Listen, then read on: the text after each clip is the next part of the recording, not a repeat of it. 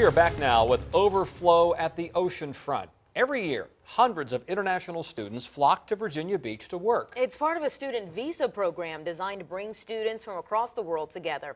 But in some cases, their living conditions are nothing short of dangerous. 10 on your side's Matt Gregory is investigating. Matt?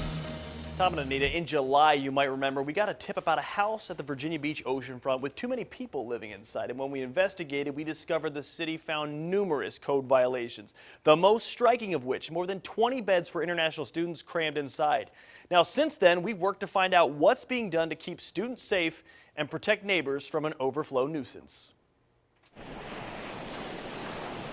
The summer season swells the beach with tourists, and it fills hospitality jobs with J1 visa or international students. I want to say America. Paul Andon hails from Romania, and he found work at an oceanfront hotel, and he lives nearby. Yes, housing, it's great. Where I live, we're living like a family. We're all together. We have the entire house for our disposal. While Paul may be in the majority, back in July, 10 on your side uncovered a house not so comfortable for the students who lived inside. Did they tell you why you had to leave?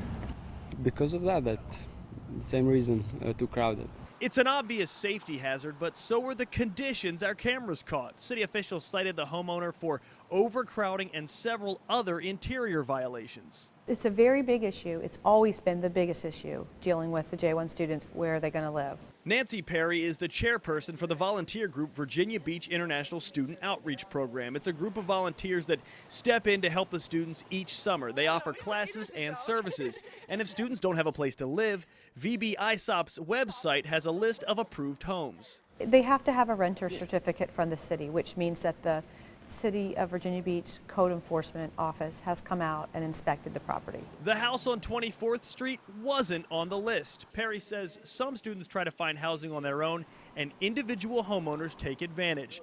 Kevin Kemp heads up Virginia Beach's zoning department. I can think of two specific calls of overcrowding, 15 plus people in a housing unit. This summer, he handled the complaints of the 24th Street home. He says since our report, neighbors have called on others. How we've addressed it, we go to the door, we talk to the owner and the residents, ask them about the situation, hey, who's living here.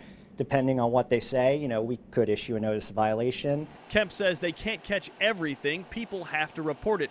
So we asked Perry what can be done to prevent the problem in the first place. Would be to have a meeting of all of the housing providers who provide housing to students at Virginia Beach and have code enforcement there at the table with us. Perry says the hard part is individual homeowners.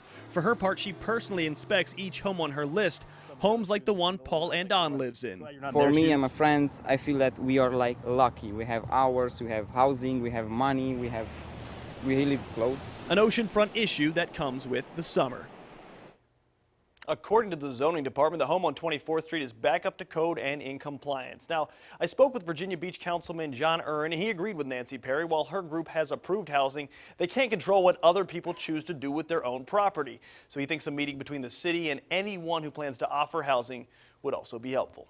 Matt Gregory, 10 on your side.